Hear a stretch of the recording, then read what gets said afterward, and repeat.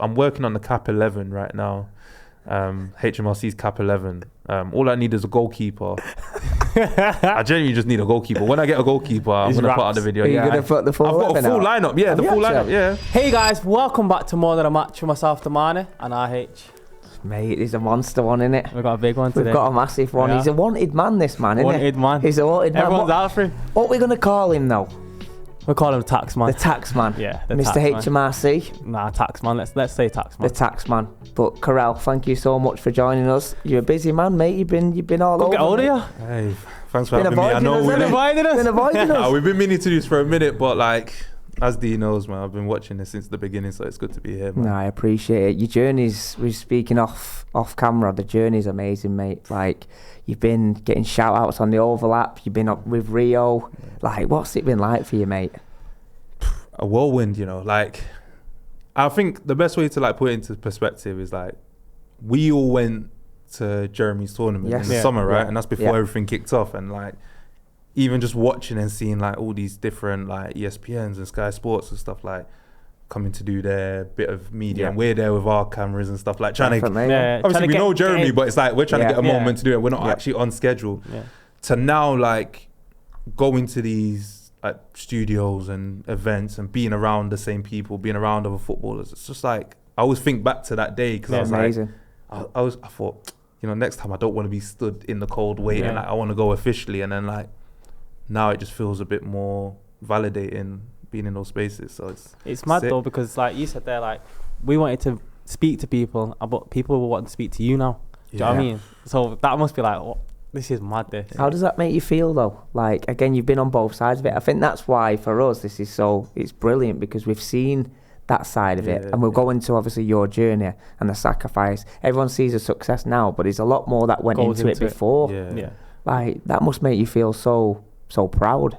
Honestly, like, and it's why I love speaking to people that have seen before all of this, because like, as the saying goes, they always say like, you work a lifetime to become an overnight success. So like, doing content for all these years, whether it was written or visual, and then like essentially getting your moment, like I have to keep thinking back to those times and when like you're putting stuff out and people aren't really like engaging with it or seeing it as much, or you want to reach out to this footballer to do something and they feel too far away and now they're close now, and it's just like you can only be grateful, man. Literally can only be grateful for it. It's sick.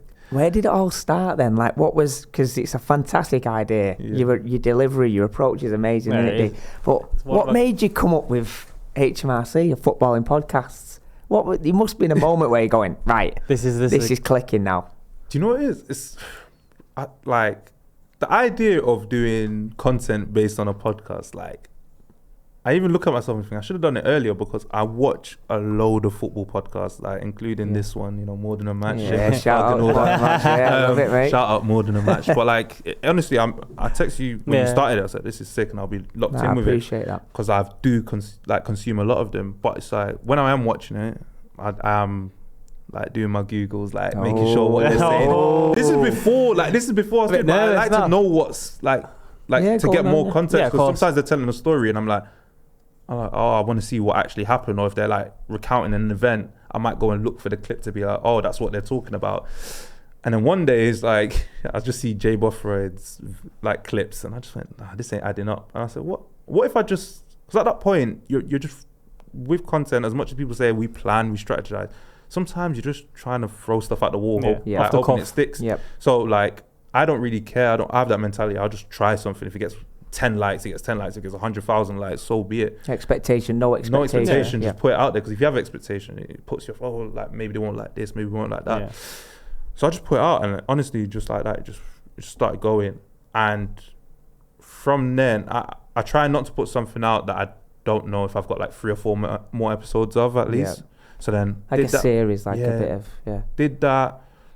And with anything in content, once you start getting that instant gratification, which is like you're getting a load of likes and your followers are going up, you know you're onto something. So it's like, how do I keep it going? But I kept that same mentality of like not caring. Anything. That's why I wasn't necessarily looking for certain footballers and certain stuff. I just kept with the concepts that this person said this is what really happened, and yeah, people took to it, man. I was surprised, but grateful for it. Yeah, they say it's crazy until it works. Yeah. That's what they say, innit? And you've created something here from an idea, and look where it's taken you. Opportunities have arose what you probably thought wouldn't have arose. And you can start something from nothing. No, definitely. It's again, like, for people that are starting on the content journey, looking at your journey, and even us, like, seeing the success that you had. You're obviously a role model now to people trying to do it. I know you might be a little bit embarrassed about that, but you are. You've done something, you put your mind to it, and now you're achieving the success. Yeah. So don't get embarrassed, but I'll give you props. Wasn't happy Bunny though, was he? J Boff ride with you? Wasn't an happy Bunny? We won't go into too much detail, but he wasn't happy with you, was he? Not on camera, to be fair. Like, it was quite... it's hostile, the word, or like aggressive on camera. But like, we spoke before and after, we've spoken since, and everything's cool. I think, and in fairness, I'd said it for weeks leading up to it. I was like, if anyone's got a bone to pick with me or wants to get upset, it's probably him, because he's essentially the guinea pig for the whole idea. Like, he was the first one. I hadn't established the format. It didn't even have a name. Like, the whole HMRC stuff came later. And if there were some things that along the way, like, he wasn't happy with about the way I went, I said, he's probably got a right to. So I think him not saying a word for like a month and a half until he actually got on camera, it's like, right, that's your time to let it all out. So I understand it, but at the end of the day, I think he realised that, like, there was no harm done really by it. Yeah, we've got to ask the question, haven't we? Is anyone on More Than a Match where you thought, right, let's get an investigation here. Let's really let's dive in here, whether it's RH, whether it's Damani Mel, or whether it's a guest. Is anyone going, right, I think I might have to come after you? No, do you know why? Because I think a lot of the time you've got guests that are like in your proximity. So like when they're telling stories, for the most part, like, you were either there or like them well enough for it to be the case. Not to say that like you would pull them up on it there and then, but like, it seems alright. I've only ever been sent one clip from the pod to look at. Wow. But I couldn't necessarily prove or disprove it. And I think I believe it anyway. But it was and I watched the episode. It was Deji talking about Nice and then like going on to Chelsea stuff. But like, that was the only time, like, someone, sorry if I forget the person's name, but like, it was just someone who follows me and just sent it to me, and I just looked at it. I saw the podcast. I'm like, that's we're not doing that. So do you get a lot of people sending you clips saying verify this, verify that, verify this? Yeah, now I do. So like, initially I was doing like all the legwork, all the like fact checking. Now it's become more of a thing of like, people send me the clip and say, oh, I think or they'll tag me in a clip and be like, oh, I think they're chatting, look into it. So HMRC, this one. There's odd times someone will send me something and actually do all the work themselves. And that makes me the happiest, to be honest, because I'm like, you're kind of buying into what I'm doing, which is like, community, like, and even the fact of people wanting things checked, I'm like, okay, cool, we're moving in the right direction. So it's engagement, isn't it? It is. So, it's brilliant. But so when you talk about fact checking, what goes into that? Depends on the context. So if it's like goals or games and stuff, like, you've got a whole load of sites that will tell you like who played what game, like how many goals someone scored and stuff. So I use all those resources, and like, as someone who's argued football for years, I'm used to using these websites, because like, I always want to pull someone on the fact that, like, now why are you lying about this? There's no better feeling so I can win the argument on that. Yeah, because sometimes definitely. it's like, it's an even argument, but they'll say something that's not true, and I'm go, nah, I'll look up. No, that never happened. Like, you're chatting. It was only this. So that's where it comes from. But then like, with I said with goals and stuff. Yeah, I use those sites. But then there was one occasion that I actually went and watched the full match. I watched 2 full matches. Gary Taylor Fletcher, because he was talking about Vidic. Vidic, yeah. And I was bored that day. It was like a whole match, I just had like an afternoon to myself. I said, you know what? I'm gonna watch Blackpool United, home and away, Bloomfield Road, Old Trafford. Good games, to be fair. I watched that game. I went, do you know what? My key takeaway was, Charlie Adam was a player at Blackpool. He was sick. Adam, But like, I did that, and that's the only time I've done it so far. At some point, I'm going to watch all of like Villa versus United games where Agbonlahor played against Vidic, because he said a similar thing, just to find out, because nobody goes that far. And if I'm going to be the person that goes that far, so be it, man. It's a proper investigation, isn't it? It's not like I'm going on Google just typing it in. He's watching 90-minute games. No, definitely. I think again, we mentioned it off camera. I think your approach to it is so key. Like, because you don't want to come at an angle where you're going, right, because practically you are coming for someone, but like the way you deliver it is so comedy with humour and like, so talk to us about that. Is that something that you deliberately do, or is that just the way you are as a person? That's just how I am. Like nothing's that deep. Like, because if I make a video and someone says, "Oh, they scored 3 goals, but they scored 1," why am I going to be sitting there going, "You're a liar, you're a disgrace, you're all this"? Like, it's not that deep. It's actually quite funny that especially players that have made it to that high level maybe feel the need to like cook the books a little bit, so we can all laugh along at it and with it. And the interesting thing is like everyone likes it until it's them. Except for David Bentley, to be fair, he loved it. He loved it. He started telling me he's gonna like get lion mane tablets or something. Apparently it's good for the memory. Posted on his story, and I was like, he's a legend, bro. I love him. Nah, it's great. As the community sort of like, again, like you said there, the footballing community, again, you've featured on a lot of shows and stuff like that. They've really took you in and got on board with it, haven't they? Like, what's that been like for you? Mate, crazy. Like, I think part of it as well is like some of the stories that I'm debunking is like, it's probably like in comparison, like lesser players talking about legends and stuff. So like, when I debunk it, it's kind of doing the job for the bigger player, not having to reply. So for example, like Carlton Palmer talking about John Terry, saying he played against him, but he was like 11. And then I think by the time Carlton Palmer retired, John Terry hadn't even made his Chelsea debut yet. So it's like, for something like that, John Terry ends up like following me and like we're chatting, and I meet him at Baller League Monday just gone.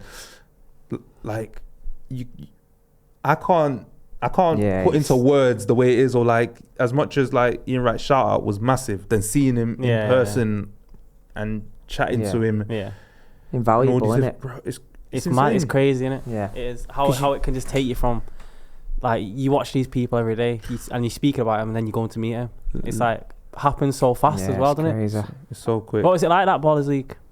You know, it's a good day out, you know, like in terms of just being in and around it. Like, some of the people you'll meet, it's you wouldn't expect it. Like, you look at all the managers that like each own a team and stuff, and they're just there, like walking about as normal, and you can chat to them and whatnot. I'd do it again. It's a long day though, like, because it's 6 games. Was you doing a bit of filming in between, or was you just there as a spectator, or was you doing a bit of content, or you're digging? Yeah, I got a bit of digging. No, I had a little thing with like Nico, NDL Nico. He's got a team, and then I made a video with N5, which is like Jens Lehmann and Perez's team with E-Man, like saying that I was going to give him a tax bill when they lost. These times, like N5 were bottom of the league last season, won one game, and I'm essentially backing them at that point. And they won. Obviously, people might have seen they put Nico in a coffin, but just before it, and that was the content. That's the content I needed, and I got. I actually went and gave him a brown envelope in the middle of the pitch before he went in, and so I was sick. But like, outside of that, I think part of it for me was like meeting the people that I had like spoken to online or had shouted me out, and I kind of wanted to see them face to face, and then also like show gratitude and get to know me, show that I'm a real person.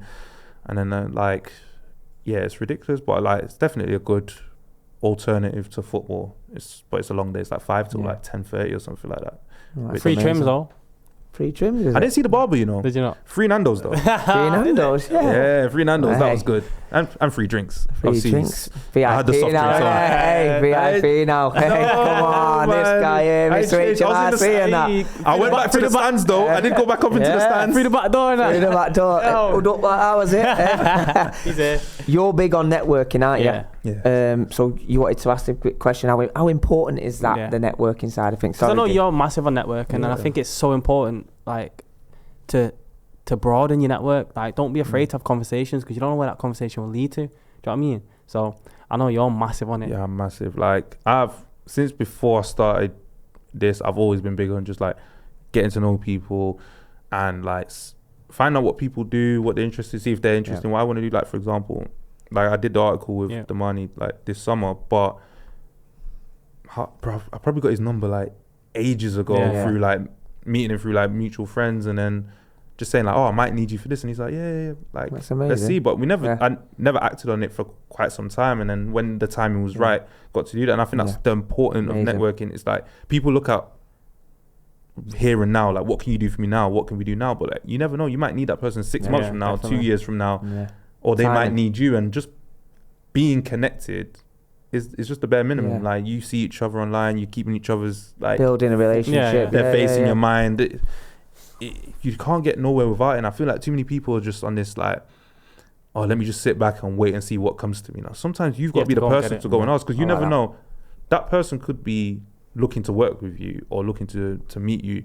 They might be the shy one, and maybe you're not doing it because you're shy or because you're bothered or whatever. But like, you just need someone to make that first step. And genuinely, regardless of what people say, if it's like on social media, the worst thing someone could do is not reply.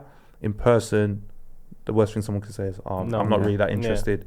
That's fine. Like, for every person that's not interested, there'll probably be someone that is. So you can't I love that. You can't stop knocking on doors until, you know what I mean, you get the answer. So that's tell you what, he investigates people, but he's also got good advice. He has got very good advice. Let's get into that articles. I think it's important because it relates to us as well, because we speak about journeys, but you also speak about journeys. What made you start doing that? So initially when I started writing, I used to write for myself. So like, just like in my notes, like write about how I'm feeling, how things are going, just an outlet. You know, because especially as men, we don't really talk. So it's like a way of like a release.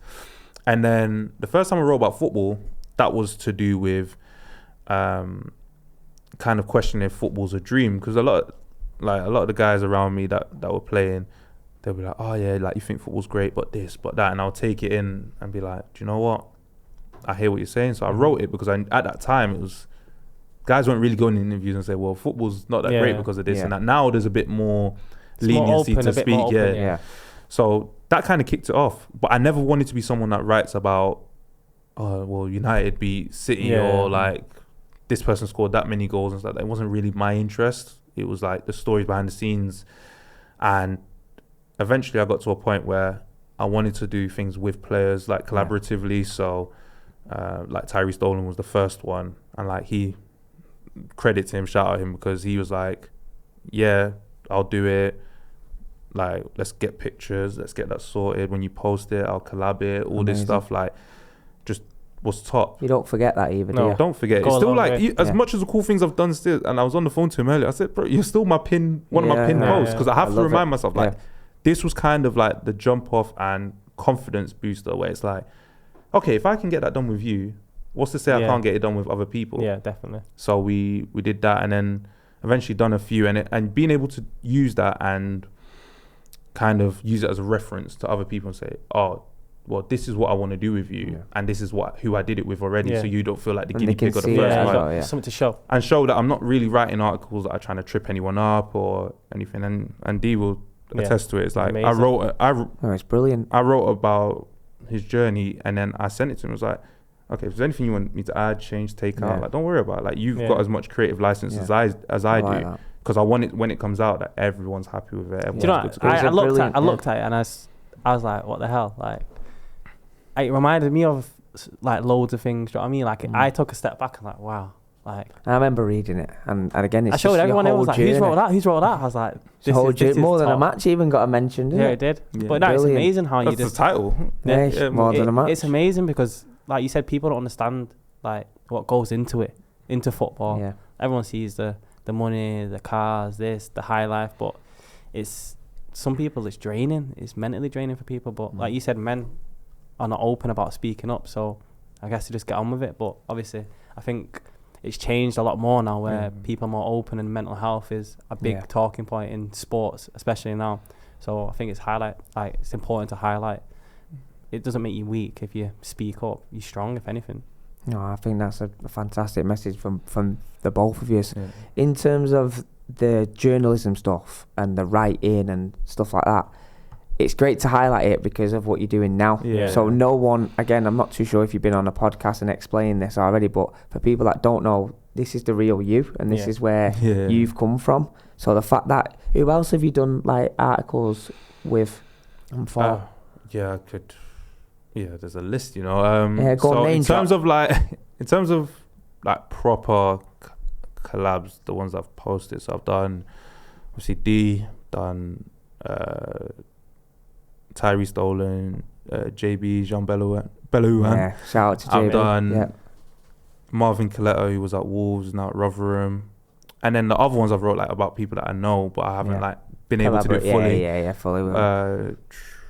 The first two I ever did was Raheem Sterling and Jesse Lingard like years ago. No way. But I don't know them personally, but I just liked their stories and did it. But Trevor Chalobah, like Angel's a big one. Like Angel's actually the start of everything, by the way. I have to give him a shout out because when I did that first article that I mentioned earlier, he retweeted it on Twitter. And obviously, because he had a massive following, it was like him and DJ Buffon. I remember getting the 2 notifications that they'd both like shared it. And then it just went like this. So like by the next day, you've got like Ian Wright quote tweeting it and like all these other people in football. Like that was my old account on Twitter, but like the following just went up crazy. So since then, I've always, as much as I've known Angel since he was young, but like I always have to credit him because you always need them little things that give you the boosters to say you're on the right thing. But also, and the McAtee brothers, I did a joint article on them. I'm forgetting people. I feel bad. I'll put you on the spot there. You know what? I've done like I've done a lot because like I've been writing. I think 27, like eight, nearly 9 years. Wow. So for 10 years, I actually want to like put everything together and like just not even like do a book to try and sell it, but like just give it to everyone that's kind of part of the process and just be like thank you for playing part in this journey. That's class. So good. It's class that. Yeah. Angel, again, big shout out to him because like you said, they need that step up, don't you? You need someone to but that's also like the power of social media though, because all it takes is that one person to feel relevant to your story or like what you're doing, and that person could have millions of followers. They might have one, but it's just one person. That's like that's why we do this. If it helps one person, we're happy about that. That's like, even for, obviously I know like off the job you would have had like listeners and followers and stuff, but genuinely watching like the first episode, second episode, I was like, this is so good, and I want you guys to know that it's really good, because maybe people are watching it and just like sitting back or not anything, but like I messaged Ian and was like, bro, just keep going with this. And that was like the inspiration to actually get the article done, because I thought there's a story I can tell in terms of like your football, but now that you've got this, which is in a way of giving back, which is like, especially with most episodes, there's always that question of like, what's your advice to someone that's trying to be in your position? Those little gems is what like a parent or a kid that's like trying to get into that field, they might need those. And week on week, if it's a different person, you get a different answer in it. So journey. Yeah, so it's sick. Nice, God, it's great, and it's great to have you on, because again, you know us and know what we've been through and trying to build something. And obviously, you're on that side of it. It's class, innit? Moving on, the fact checking, and like going back to the fact checking and stuff like that. Has anyone ever like got in touch with you to like disagree, as in like the players? So if you, for example, come for Damani Mellor, is he a mad story where that Damani Mellor might message you and go like, hang on a minute, like what are you going on here? Like DMs, anyone in your DMs or anything like that? Oh no, it happened once, but it's pretty public. It was Carlton Cole. Like he didn't take it well at all. But that wasn't like, I didn't really state an opinion. It was like I was actually just fact checking his story, because like you wouldn't mind me saying now, but like it just didn't make any sense. Yeah. But that day I was going to shoot Filthy Fellas for the first time, and obviously that, for me, that was a big moment, because I've like, that's a show that I've watched since like episode 1, and I'm actually going to be on it. And then I was getting like messages left, right and center, but like it's people that I either know that were mutuals, or like I was literally getting messages like going crazy. And then like one of my friends called me and was like, oh, he's not happy with you, like take the video down. I was like, no, because he'd already been commenting stuff and going mad. I was like, nah, like it's not gonna work. He was like, oh, will you speak to him? I said, yeah, like when I finish shooting, I'm ignoring all the messages, like only when I'm done, I'll speak to him. So I finished everything and I got on the phone. We was on the phone for like a good hour plus. Like the only reason I got off the phone is because I literally needed to like get on the tube and get to the station so I didn't miss my train. But yeah, we spoke for all that time. I think at first he was like very angry and he didn't really understand what I was doing. Yeah. And why? And why. And then I explained it to him like exactly what the aim was and like, and I even told him, I was like, look, when you go and look at the other videos, like, because he wasn't the first one, he might have been like 9th or 10th or something at that point. So watch the other ones and you can see there's no bias. Like, I've done players, I've done referees, I've done managers, I've done top players, I've done like players that have done well, I've done like journeyman, whatever it is, like it's just about stories. And then like by the end of it was cool, and then we spoke again like a couple of days later, not on the phone but just messages, and like we came to a mutual understanding, because that's why I don't worry with the thing that I do. It's like I know what I'm trying to do and I know what it is, and you can explain it as well. What the context is. So if someone asks me about it, I can explain exactly what it is, and I can say to them like, at what point did I, because like one of my rules is I don't speak about anything like off the pitch or personal or anything like that. There's a line, isn't there? There's not a line. Like I did a little cheeky line about Harry Redknapp once, but like it was literally in tongue in cheek. I think he'd even laugh at it. But yeah, I steer away from that. It's all about football. So at that point, what are you upset about? Oh, you put me on blast. Well, you're not the only one. Like we're doing this to everyone. Like Ballon d'Or winners have got it. Like so. Like you said, they're not happy until it's them. They're all happy until it's them. Like you said. Do you know what I mean? And that's what they always do. Like they'll always do that. It's like, oh, watch this one, and it was funny. But this one, I'm like, no. That one is done in the exact same format as this one. It's all the same. Don't worry. What about the Tridini stuff? Are you scared? Is it true you're scared of Tridini? Is it true? Are you actually? Am I scared? Nah, I'm not. You know what it is? I think it's funny because of like the character that he's got. And he was kind of a little bit of the inspiration for it, because like everyone always puts him as the guy that's like embellishing his career or like trying to big himself up. But obviously he's a huge guy, and speaking of Baller League, I saw what he was doing there, just running people over in a football game. So the running joke's always been that like, oh, if I make a video about him, I need security, because like if I get caught slipping, he's gonna bench press me. Look at me, I'm a big guy. You know what I mean? I need a PT before I do that video. But I'm not scared to try. And to be fair, he played into it as well, in the sense of like talking about it on Talk Sport and it's good. I'll be honest though, the day he followed me and unfollowed me, like 20 minutes later, I was worried that day, because I was thinking, what are you doing there? Like, mind games, isn't it? Mind games. What have you got planned for me? Like, you know that you're watching. That killed me, that video. I'd laugh with it though. Yeah. The black SUVs outside my window, man. I swear. I saw them. Is like obviously your community, is that a heavily one that they want you to do with it? They want that bad. Like, but that one is, do you know what it is? I probably could do it. I probably could do it, but it's like, opening. I want it to be like the perfect one, like the walk off, like my like your last minute Aguero, your buzzer beater. It has to be one of those that I could actually sit back look back at the series and say, do you know what? If I never do another one after this, I'm proud of it, because we know where it started.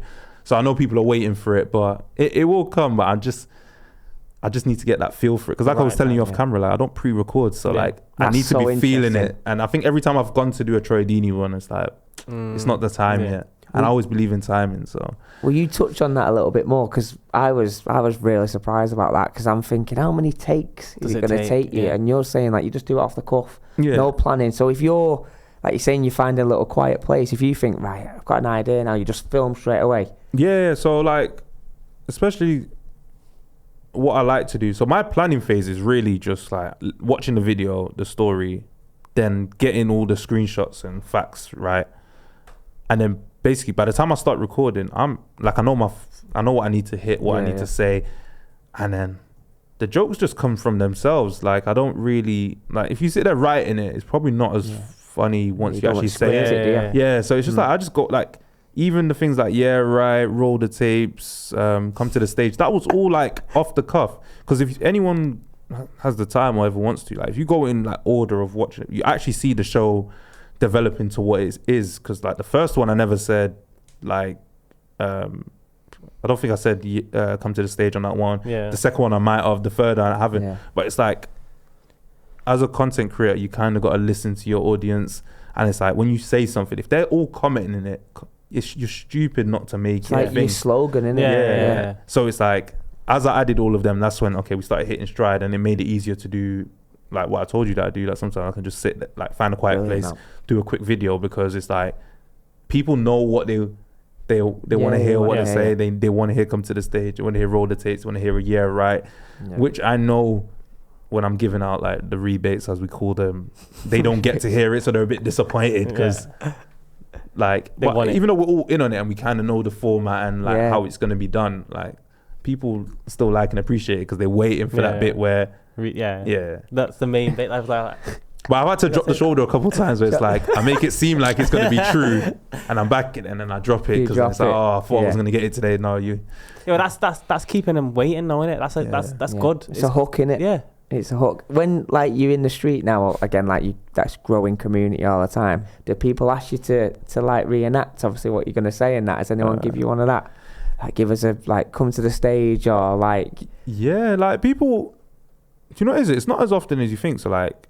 Most of the time, if I bump into someone on the street, it would just be like, "Oh, you made those videos. Like, I love what you're doing. Keep it moving." HMRC, odd picture here and there, but like the actual like getting on camera, and it's only been a couple times. Like, and that was like really early on for some reason. Like, I don't know if people think like I might say no or whatever. It's just, they just don't ask. Like. It's mad. I would do it, to be fair. So good. I would do it. Yeah, but now everyone's gonna see it. Hopefully. Come to the stage. Come to the stage. That's you, innit? No, but like it's funny because people will message me and be like, like there's a guy on my team or one of my boys, I think he's lying. Can you make a video about him? I'm like, I'm not gonna go that far, but like to be fair, if someone like all my socials are public, so if they message me on like Insta or Snap or whatever and said, "Oh, can you bring this person to the stage?" Huh? For a laugh, I'll do it. Nice, class. Talking about your community, it's growing all the time. I've seen like your following go from dramatic numbers. How does that make you feel from the start to now? Like, what are you on now? Like, would you know on Instagram? You're at 80k. Did 80k? 82 now. 82.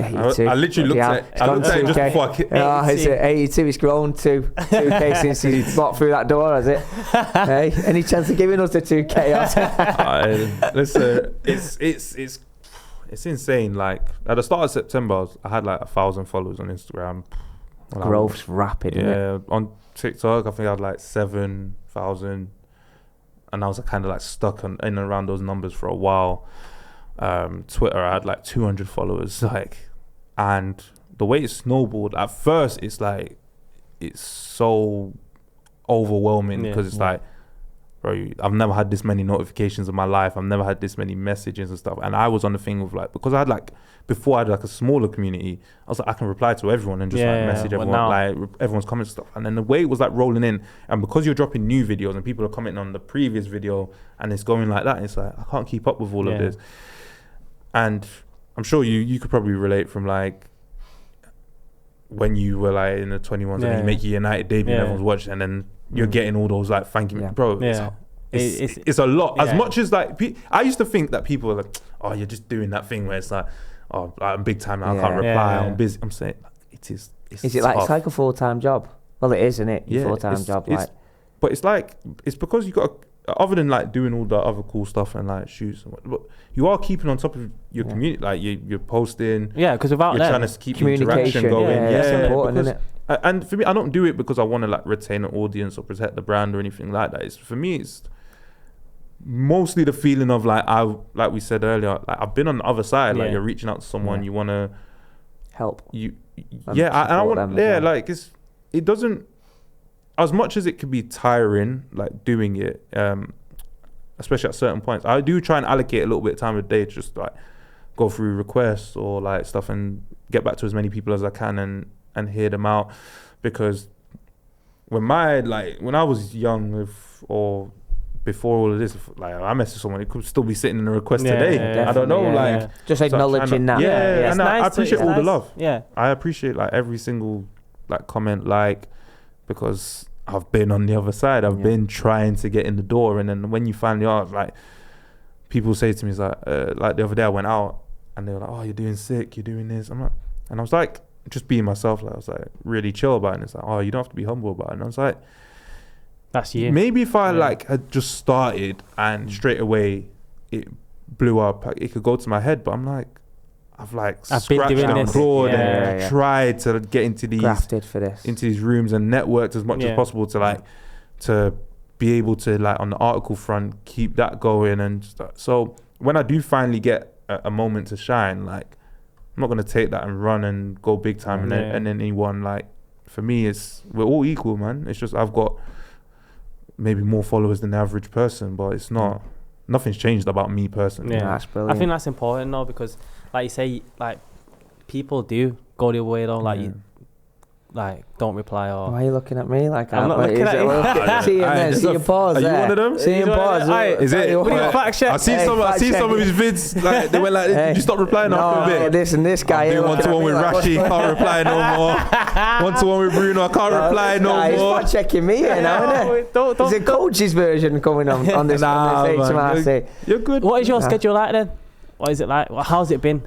It's been pretty hectic, man. I even put on my story today, like saying that people said like, oh, you're everywhere now, innit? And it's just, for me, it's just trying to grab every opportunity and, you know, like obviously within context. So if it doesn't make sense, I won't do it. But it made me realize that a lot of the footballing industry is down south. Like it's not here. Like most people don't even realize, like obviously we're in Manchester, I live in Manchester still at this point. But I spend more days in London than I do in Manny, which is why, like, even when we was trying to sort this out, it took a minute, because it's like things will just, especially the nature of it, things will just come up. I'll get a call and be like, tomorrow, tomorrow we want you for this, and it's like, okay, I'm already here. Yeah, I'm gonna say yes, and although it does, it's an extra day or it's more of an expense or it is what, like, this is what I wanted to do, so I'm trying to like. Find time. Make it fit, but the schedule's been hectic. Like, I feel like I don't have a lot of time for the people around me as such. I feel like I'm always in some ways working, whether it's like actually doing a shoot or something, or like even when I'm at home, like I say, trying to reply and stuff. And I feel like I always have to try and find that like moment to disconnect and actually be present. It's in important. The room. It's hard though, isn't it? It's hard when you're trying to build what you do. It is important. It is so important. But when they've seen that side when you're climbing, and now you're here. But when you're there, you've still got to maintain or go. You've always room to develop yourself and go further. And that's been my thing. Like honestly, the cool thing is when you get to do stuff is like if they invite someone and say, "Oh, you can bring someone." Like I'll always just bring a friend. That like we would like someone I would always talk about doing this sort of thing, and I'll be like, all right, this is what it looks like, let's go and do this, and it's also a way to spend time together in it, like with your peoples. Like so every time I do something, I'll get a different mate and be like, you come instead, and just keep it going. It's also an opportunity for them to network, like as well. True. Like say if you're doing a shoot, they might have a conversation with someone and be like, oh, do you know what, I've spoke to him, I'm gonna do something with him, and then you're putting your people on. Do you know what I mean? So but some people don't want to be put on, you know. Listen, I don't know which camera I need to look at, but you man know who you are in it, because I'll be like inviting people to stuff and I'll be like, this will be good for you. Just like come with me. I've got an extra spot. Like let's just go, because I'm gonna go anyway. But like let's go. You'll meet some really cool people. No, but I need to do this. So I'm busy. I'm doing this. I'm like, no, trust me. Seize the moment. Yeah, but you can't. You've tried. Yeah, I've tried. And it's always love in it. But it's like I know it gets to so. I'm always conscious of the point, you know, when you get, like, if you ever get to a point and you turn back and people, oh, you didn't bring me in. I'm like, no, I'm going to make sure that everyone's been brought into stuff. And then we can say afterwards, I got my files, my receipts, and say, no, you came to this. I invited you to this. You said no. We were meant to go there, but you never showed up. Like, but it's good, man. Like, I want everyone to win and do well and, like, follow their goals. Like some people, they're happy working, you know, their 9 to 5s, their career that they went to uni for, sports, whatever avenue they go down. If that's what you're happy doing, I'm happy for you. But like, I'm also conscious of the fact I've got friends that would like to do what I'm doing now, and we sat and had conversations about what it would look like if we ever, you know, got to a certain space. And I know the way they are, they're happy for me. So any opportunity I have to like give a helping hand wherever I can, absolutely will. What are your ambitions? What do you want to achieve? You know, funny enough, I don't think I've ever said this publicly, you know, but like when the Champions League final happened this year, one of my friends, AB, shout out AB, he went, he actually went on a branded trip there. Like he was hosting for PlayStation, got to go to the game. I FaceTimed him like while he was in the stadium, and I wrote it down in my phone. I said, right, this time next year I'll go to the Champions League and I'll be invited to the Champions League final. And then I added onto it, I said, and I want to go to the World Cup as well. So like that goal hasn't really changed. Like that's like probably my mid to long term goal. I've been very open about it. So a lot of the stuff that I'm trying to do is with the aim of getting there. Like, and then maybe longer term, it's just being in the game. I don't know. Like people say, do you want to go into TV? Do you want to go into presenting, broadcast? I'm open to a lot. Like I got here by trying things and seeing what sticks. So why would I go in and say I only want to do this? I only want to do that. Open mind. You never know. Like it could be my own YouTube channel that takes me to places. It could be working for Sky Sports or whoever. Yeah. Like I don't close any doors, because if I closed doors on the way here, I would have never got here. So it's sick. No, it's cool. That's mad. That, you know. What advice would you have for people that are trying to start something, or like maybe a bit shy, or to ask opportunities? I would say I've got a few pieces of advice, to be fair. The first one is, especially if you're like quite a popular person in general, like around your friends, like don't think about your friends when you start making content. Don't think these are the people that are going to support me or push me. Most of them won't, unfortunately. That's just how it goes. They might come back around once you show that you're good at what you do and you get a bit of traction. That's just how people are. It's not because they're fake or anything. Most people just don't support at the ground level. But there will be people along the way that, when you have minimal followers, will like basically put their stocks in you making it, and your community will grow outside of your actual like friendship group. Like I've got a Discord which has got like a bunch of people in. It's probably got more now because I actually promote. I put it out there after things started happening, so people started joining. But before that, there was a good like 60 of us in there. And these were all like different content creators, people that have watched me since the beginning, people that have watched them, and we just brought each other together to keep pushing each other. And they're like a whole separate friendship group to my usual friendship group that people see me with. But it's that. And in terms of if you're shy, just go for it, because at the end of the day, you're not gonna get anywhere if you don't try. Like you just try it. Like there's a bunch of you don't even realize the amount of people that have put videos out into the world that have gotten 0 views, 0 likes, 0 comments. They're out there in the internet. You're just going to be one of billions of videos, right? But if you've got something there and you believe that there's something there, eventually it's going to get you to where you need to get to. Consistency. Yeah. And take it from me, just keep going. Keep going. Like, as we've spoken about earlier, I was doing different forms of content. I've been doing it years. It might feel like I've been here for like 6 weeks or 2 months or whatever it is now. But genuinely, if you go back through my like history, like we're going years and years and years of this, and it's only now that it's happened. So if you're working, uni, whatever it is that you do, normally do it on the side. Make it your hobby. Make it something you do regularly. And then you'll never know if that's something you want to do. It ends up being your main job, and then that's the question that people ask, innit? Like, cause they always see, like you're saying there, 6, 7, 8 weeks, months. That's all that people see, but people don't realise the graft what goes into it. The years, like you're saying, you've been at it for years. People, because they didn't know you then in years. Going back to what you said about like having the confidence to do it. Do you think it puts people off doing content because they care what people think? Yeah. But I think that what are you protecting at that point? Because when you make that piece of content, and I'd like to think that it's true to yourself or true to who you are, if you're not willing to put that out there, I low-key think that you're hiding a part of yourself, or you're not being your true open self. Because if you're worried about what people think of you that are around you, because that's what it is, it's not about strangers, because you want strangers to see it. Most people don't want their people to see it. Then I'm like, you like find that within you to be your full self. Like, obviously it's probably easier for me because I'm just talking about football, giving opinions. I've never been shy to give my opinion, so it's not that. I'm guessing there's people that want to do a bit more out there content, if it's like music or something a bit more artistic. But if that's you, be you. Like, live your life. Like, you can't live your life through everyone else's opinions and thoughts. Otherwise, you'll never do anything. Like, if the day you pick up a football and say, I want to be a footballer, and someone turns around to you and says, well, or like people around you go, well, you're not going to be a footballer. What are you going to do? Put the ball down and not play? No, you're going to play, practice, and keep going. And the hope is that you're good enough that, you know, you make it.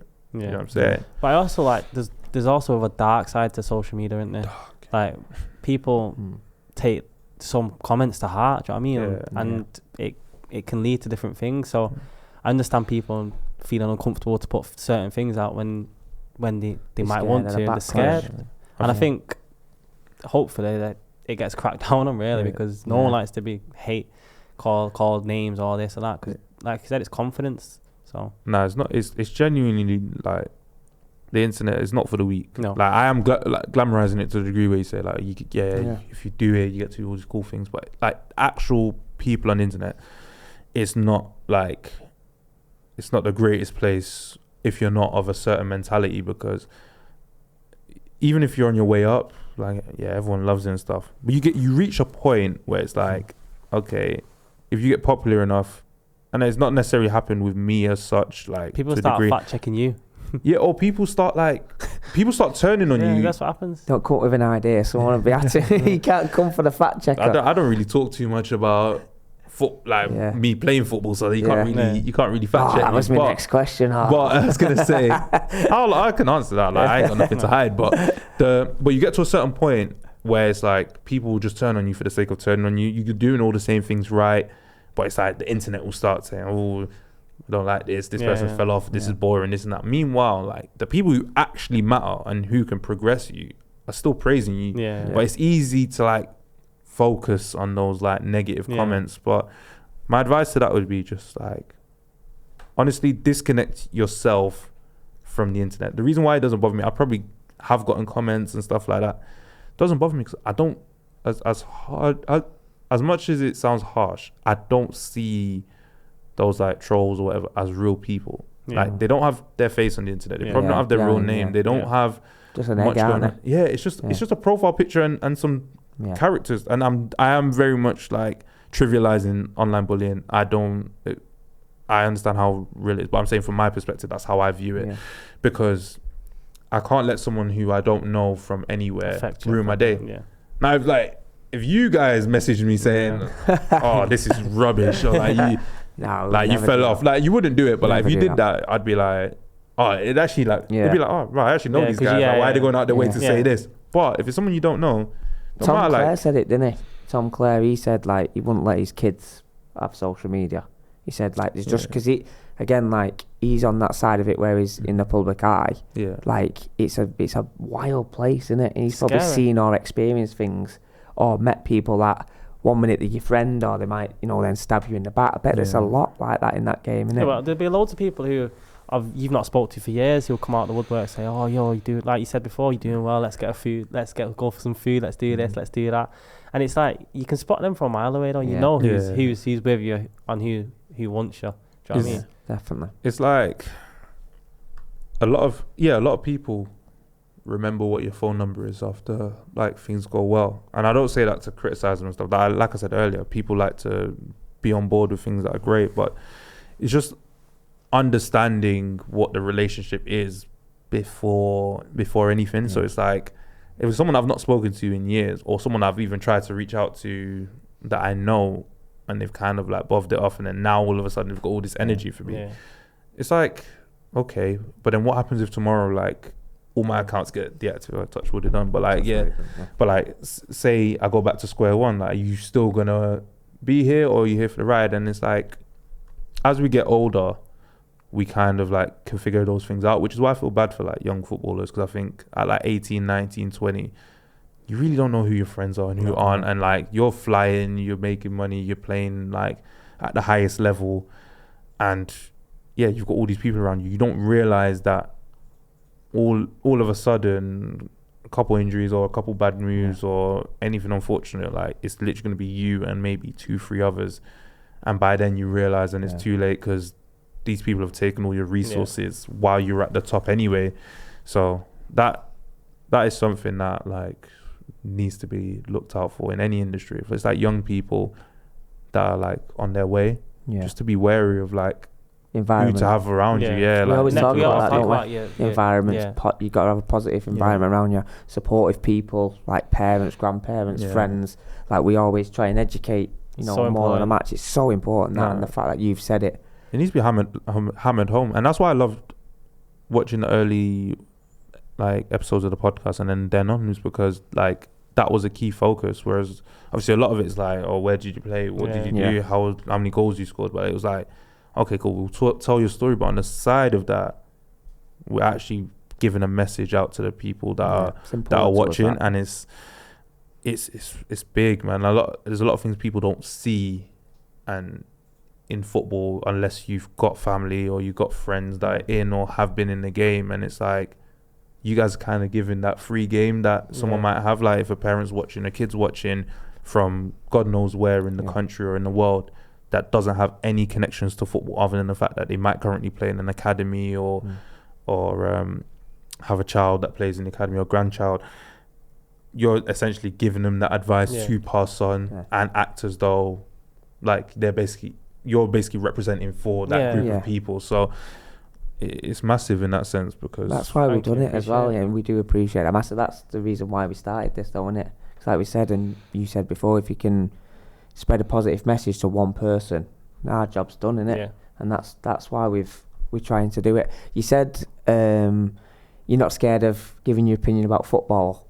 What's your opinion on that modern day football now, in terms of like players, styles? Because again, like us, we're a sports podcast, but like people ask us all the time like that question, like what's your opinion about this? And we've obviously just started a new show with like the breakdown stuff. We're talking about more directness and other things like the players' wages and stuff like that. What's your opinion on all that sort of stuff? I love it and I dislike it in a sense, and it's nothing to do with football itself. I think it's actually like the community and environment that we're in, because I've always been a big advocate for like footballers to be more in a way Americanized. So like in the NBA, like they've got their own culture, and NFL's own culture. Like we understand these are the 1%ers, like especially Premier League, like these are some of the richest people in the country. Like let them be that, because at the end of the day, us forcing them into a box or trying to force them into a box doesn't change the fact that they're on 6 figures a week. Like they're still going to be on that. But then scrutinizing them for it, it never made sense to me, because it's all these media publications that have brought more eyes, more attention, more talk into football, that raises the TV rights and all the prices, that gets the players paid more, and then you criticize them again for earning more. It's never made sense. So But I love the fact that a lot of players have got their own platforms. They've got podcasts, which obviously it's helping me out now. So I do like that they've got their own brands, their own things going on. But I do feel like there should be more room for openness, like in terms of the convos that we're having. Like let a current player who's at the top level have those conversations and not get backlash. I think in terms of like the mental health side, I think that's kind of like the walls have kind of been broken down in terms of talking about it. But elsewhere with other things like the other struggles that they might go through, I think they should speak on it. Just because they're rich doesn't mean they can't go through stuff. Of course, everyone has a different struggle. Everyone's have a different stress, don't they? But I think sometimes they're very protected, footballers, in terms of whether that's agencies, whether that's football clubs. Sometimes they don't want to be as open-minded. But we've proved, obviously, doing this, like when they do come on, like the impact that them players have in terms of their message or their journey helps others, because they are role models, aren't they, for like young players.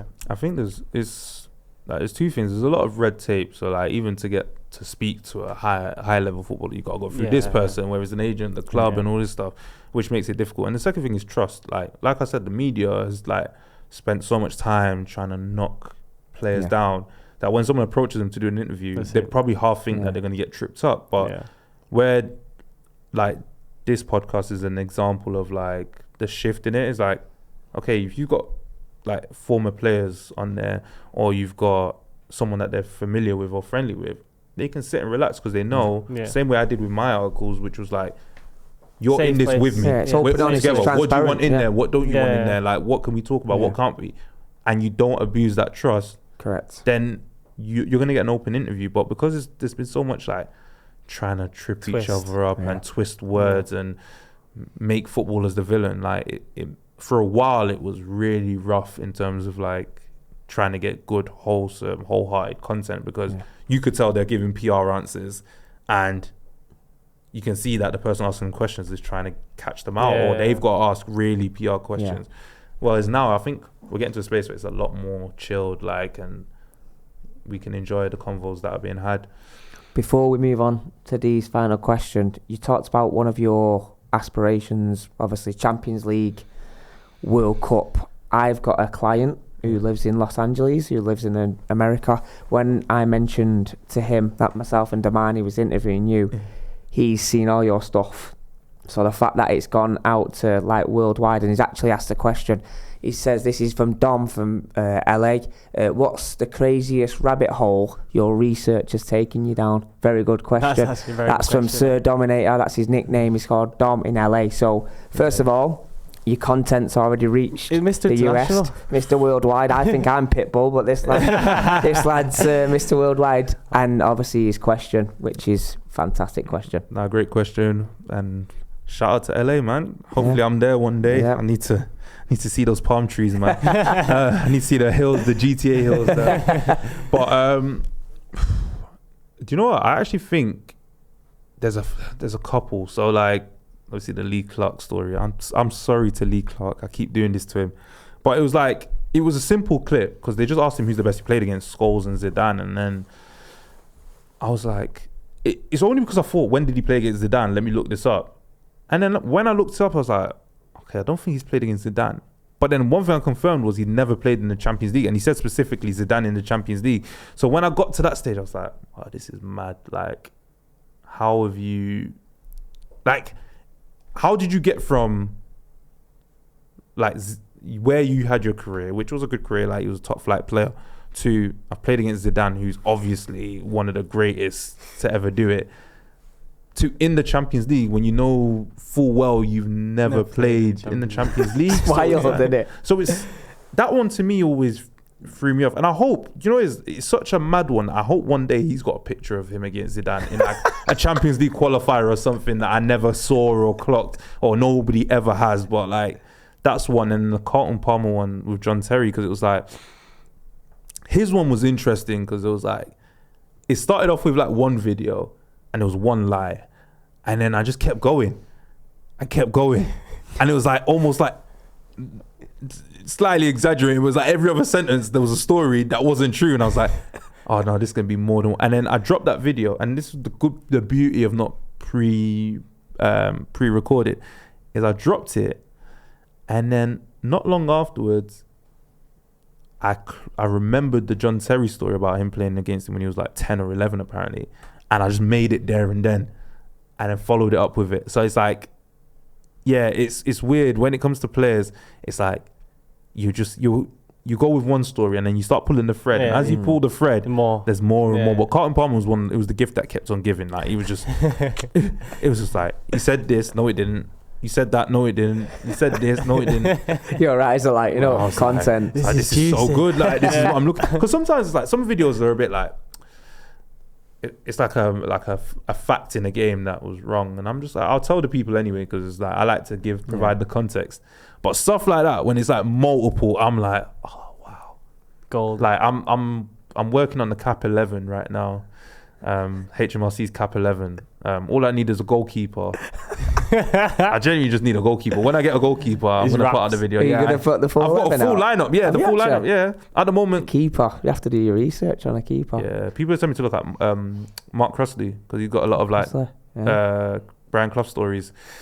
But then a lot of his stories are like behind the scenes, so I can't really use that. And I don't want to cheap out on the goalkeeper. You know what I mean? You got to get a good keeper in. But Carlton Palmer's definitely captain. He's going to have a statue outside the stadium when we're done. Swear down. He can't lose his spot in the lineup. What is it, HMRC Stadium? Taxman Stadium. Yeah, Taxman Stadium, bro. Like, and I promise you, when when it's all said and done, he's going to be a club legend. Like he's top, and he's got a book as well. I think I'm actually going to buy the book and read it just because on one of the podcasts that and there's one podcast that's on Patreon. I'm going to buy that and watch it as well.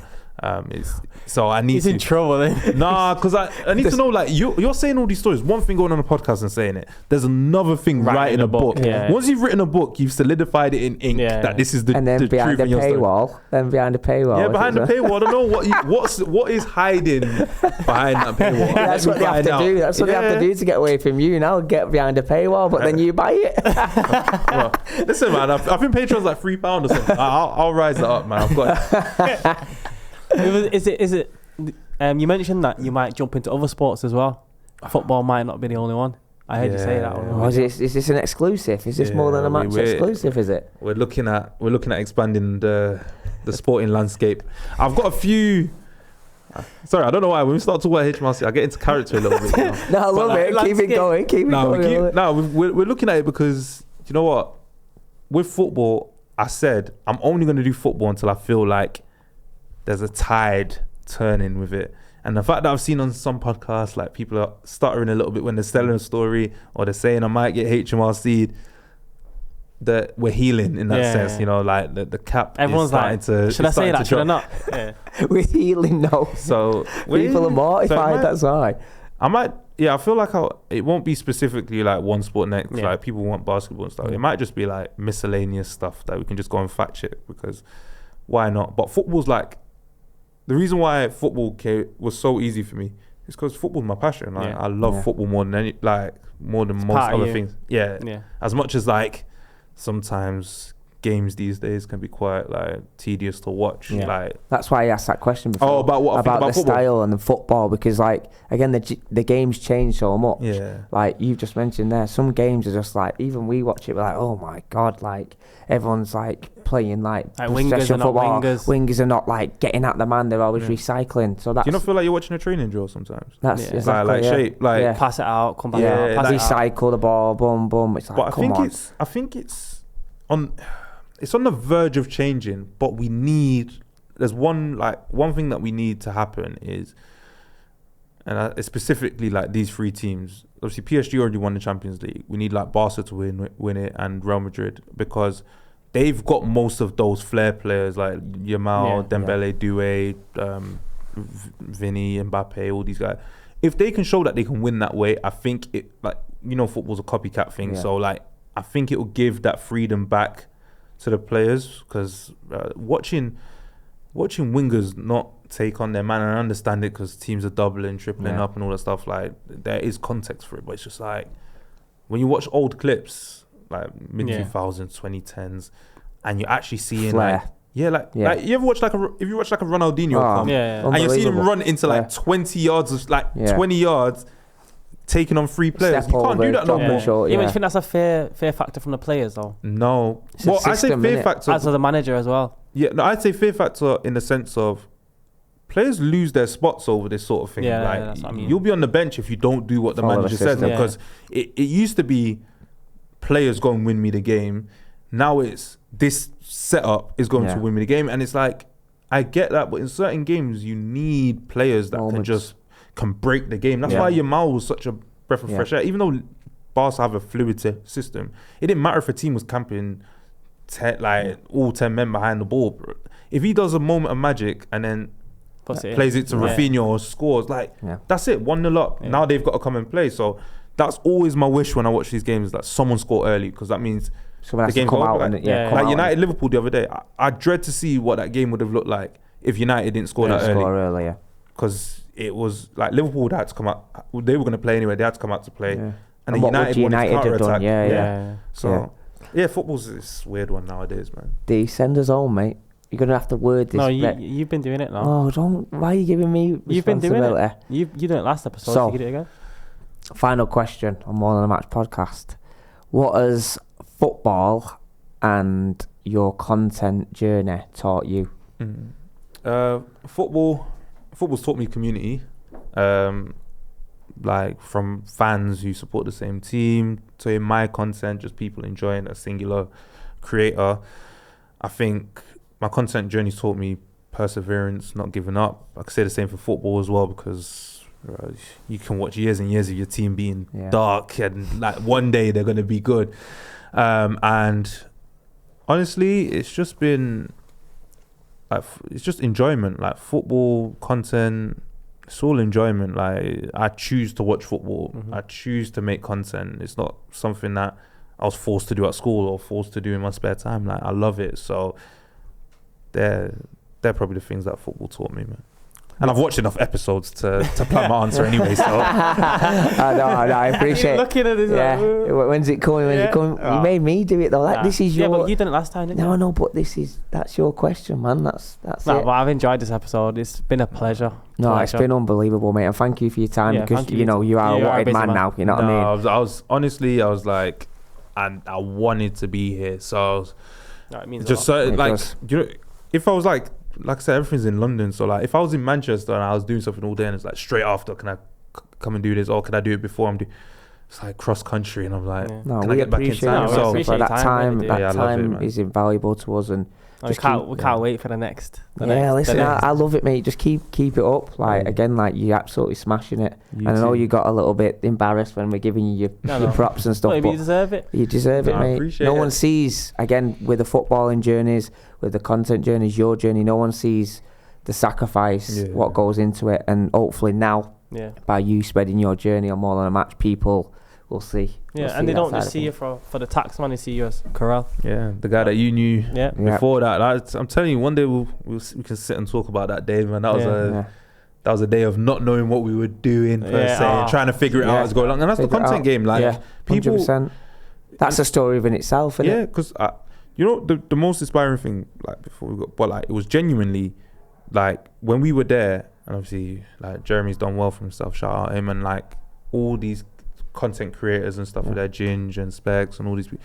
But there was also like these kids and whatnot that weren't scared, you know. They would just go up to him and say, can I do a quick video with you for my and of course like they're content creators. They were like, so we would sit there, obviously we were there for one person, but why would we not go up to them? Like if there's a little 15-year-old 14-year-old trying to get content, why wouldn't we? It's interesting you say that, and there's a story, because again, we would never ask anyone for anything, and we reactively had to go and ask him. And one person in particular was like, go and speak to him, and like, this ain't me, mate. I can't go over to him and go, well, you do this. And to be fair to D, that moment he went straight over. I said, you know what, I'll do it. And got it. I said, what's the worst could happen? No. All right, who's that with? That was Angry Ginger. Oh yeah. Because it's like for me, like I don't like asking for anything. Obviously, if anyone asked me for something, I would do it, but I would never like want to ask something. And he was the nicest guy ever. Like you went over to him, and he was like, time for everyone, like absolutely brilliant. And we thanked him for his time, but I wouldn't have been hesitant to go over to him if I didn't realise like how nice he was in that process. I didn't want to ask, you know what I mean? But there was another one where we asked. We're not going to call him out, but there's another one who's like, nah, I'm hungry. Oh yeah. So you probably might know who that is, but like, nah, I'm hungry. All right, well, we want 2 minutes of your time, mate. Like, give us 2 minutes. Now I'm hungry. I'll do it after and eat. But it's already like 5, 6 o'clock. PK, was it PK? Bad guy, mate. I was didn't give us your time, mate. To be mate. fair, Specs said, "Come on, PK, just do it quick." And he said, "I'm hungry. I've got to go and eat." Yeah. So he's just like that. He just does what he wants when he wants. Like he was like that on Monday at Baller League. We had to do an interview for Movember, and I just took one look at him. I was like, "You're gonna say something. I guess he's in trouble." So we just turned it into a thing where like he would answer it, and I'll just be his translator. But he's one of his own. But even with the Ginge thing though, like you have to ask. You have to, and he did. My comfort zone, but I said, you know what? He did. I'm here, and I want content, so I'm gonna have to go and get it. And the content was brilliant as well. Like it was fantastic. But my way in thinking, I'll speak to anyone. I will absolutely speak to absolutely everyone. But in that moment, I didn't want to ask him for anything. You know what I mean? Because imagine, like, think about this though, like with Ginge himself, like, bro, massive United fan as we know, bro. He managed to get Rooney on his streams and in his pro clubs team. He didn't do that by not asking. Do you know what I mean? And I get what you mean, because I used to be like that. Like, I never really wanted to speak to people first, but then at a certain point, I was like, yo, just do it. And since I've had that, like, things have just been so much better for me because you can do a lot with it. But I'm sure you've seen D. D Money led the way that day. I was shaking me. He led the money that day, I tell you, honestly. But absolute pleasure. More Than a Match, another episode. I know the TV's obviously gone blank on us, you know what I mean? But we're on More Than a Match. Karel, my man. D, pleasure. What do you need to do, D? Quick. Like, subscribe, comment. Turn the notification thing on as well. That's a new one that we're throwing in. And if you haven't seen the HMRC tax one, head get over. him followed. He's probably already got you followed anyway. This lad, he's flying. You know what I mean? And go on, mate. Up the RH. Look at this guy. Hey, I tell you what, that's made my night. That has absolutely made my night, mate. Honestly, keep smashing it. You're doing amazing, mate.